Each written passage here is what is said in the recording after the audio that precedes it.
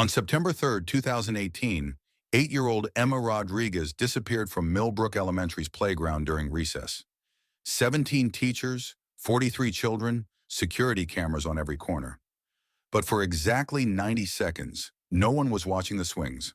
When the bell rang, Emma's backpack sat alone on the wooden bench. Her apple still warm from her lunchbox, her friendship bracelet still tied in a perfect bow around the swing chain. But Emma, she was gone. What happened in those 90 seconds would haunt a small town for 6 years. Because yesterday, Emma's mother received a phone call.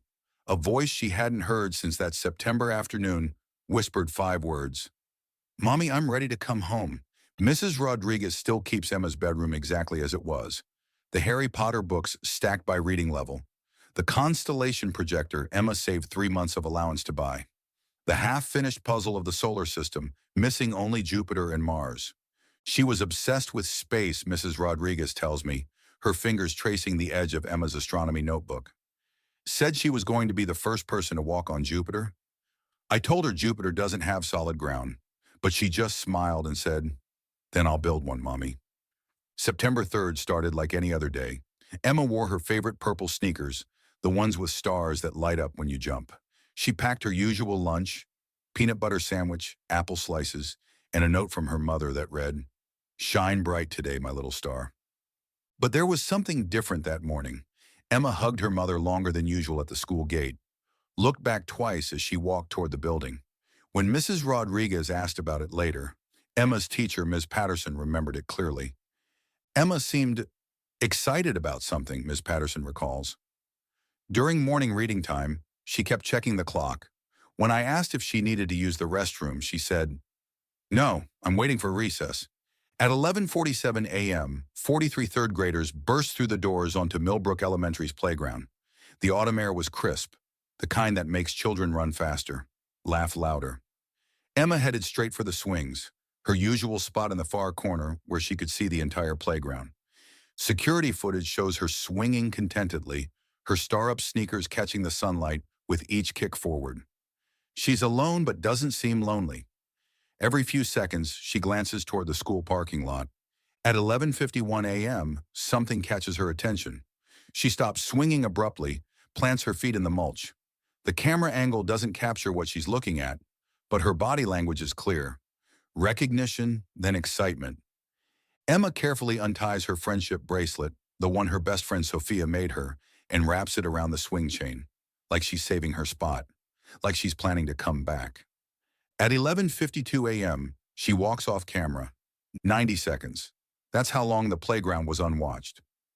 Ms. Patterson had stepped inside to retrieve a first aid kit for a scraped knee. The playground aide, Mrs. Chen, was resolving a disagreement by the monkey bars. The security guard, Mr. Williams, was checking the front gate where a delivery truck had arrived. 90 seconds. When the 12 o'clock bell rang, Sophia ran to the swings to collect Emma for lunch. She found the friendship bracelet still warm against the chain. Emma's backpack on the bench, unzipped with her astronomy notebook open to a page about Jupiter's moons. But Emma's lunchbox was missing. Within minutes, the school was in lockdown. Teachers counted and recounted students. Every classroom, every bathroom, every closet was searched. Emma's mother arrived before the police, her hands shaking as she held Emma's backpack. She wouldn't just leave, Mrs. Rodriguez insisted. Emma follows rules. She never even crosses the street without permission. Detective James Crawford arrived at 12:17 p.m. 23 years on the force, he'd worked missing children cases before. But something about Emma's disappearance felt different from the start. No signs of struggle, he noted in his initial report. No torn clothing, no dropped belongings. Subject appears to have left voluntarily. The security footage told a partial story. Emma approaching someone outside the camera's range. Her posture relaxed, familiar. She actually waves before walking away. She knew whoever she went with, Detective Crawford concludes. The question is, who? Millbrook Elementary sits in the heart of Riverside, a community where neighbors know each other's children by name. The thought that someone among them could harm a child was inconceivable. Yet as interviews began, tiny cracks appeared in the perfect facade. Mrs. Henderson, who lived across from the school, remembered seeing a blue sedan in the parking lot around noon. Not a parent car, she specified. Parents drive SUVs and minivans. This was older, darker blue, maybe navy. Tom Briggs, the crossing guard, noticed a man in the parking lot earlier that morning. Tall, wearing a baseball cap, kept checking his phone. When I walked over to offer help, he got in his car and left. But it was 7-year-old Marcus Webb's statement that changed everything. Marcus was Emma's desk neighbor, the kind of quiet child who notices everything but rarely speaks up. When Detective Crawford interviewed him, Marcus hesitated for a long time before whispering, "Emma was getting letters." Letters? Not from the mail, Marcus clarified. From her desk. She'd come in the morning, and there'd be a folded paper inside. She thought it was from Sophia, but Sophia sits on the other side of the room. Detective Crawford felt his pulse quicken. "Did you ever see what the letters said?" Marcus nodded slowly. "Just once. It said, 'Jupiter has 95 moons. Want to count them with me?'" The room went silent. Investigation revealed that Emma had been receiving these letters for 3 weeks. Each one referenced her passion for astronomy. Her teacher, Ms. Patterson, assumed they were from a classmate, an innocent game between friends. The handwriting analysis would later reveal what Detective Crawford suspected. An adult had written them. Someone who knew Emma's schedule, her interests, her routines. Someone with access to her classroom. But who? The school conducted background checks on all staff. Everyone cleared. Parent volunteers were interviewed. No red flags. Even the custodial staff, delivery personnel, and substitute teachers were scrutinized.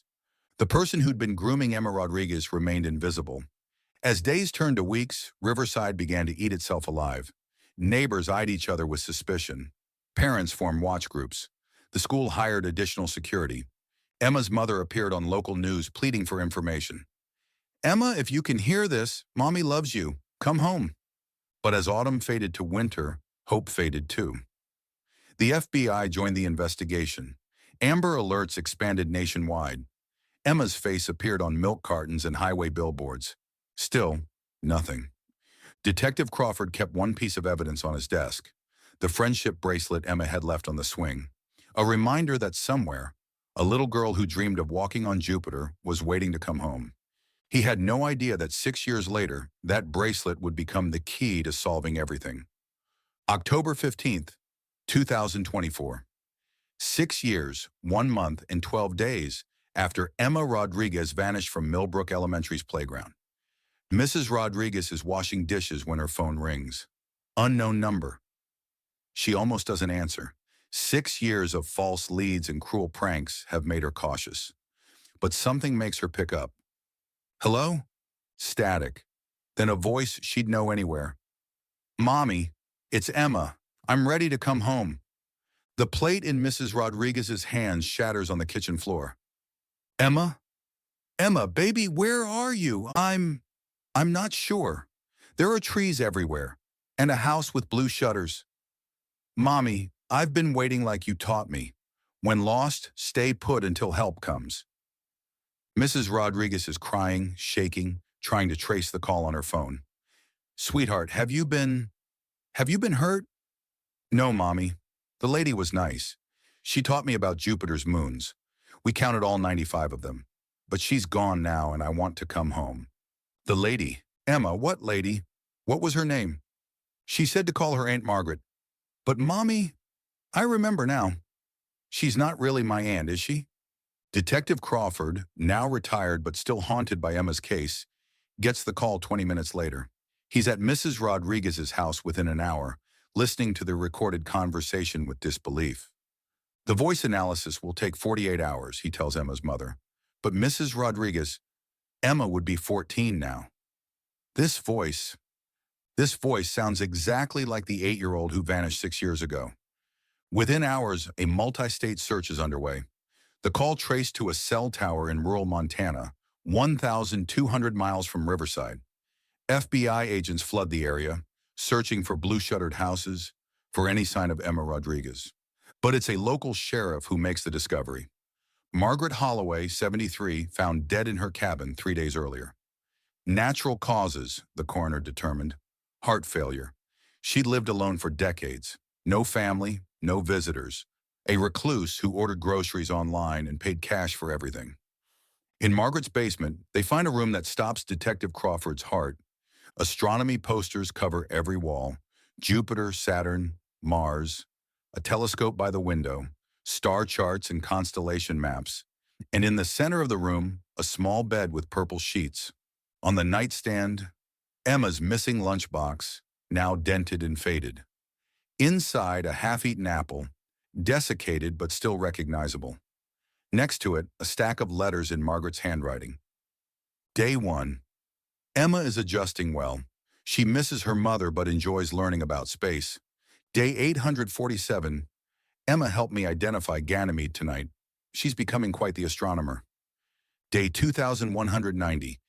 Emma asks about home less often now. I think she's finally happy here.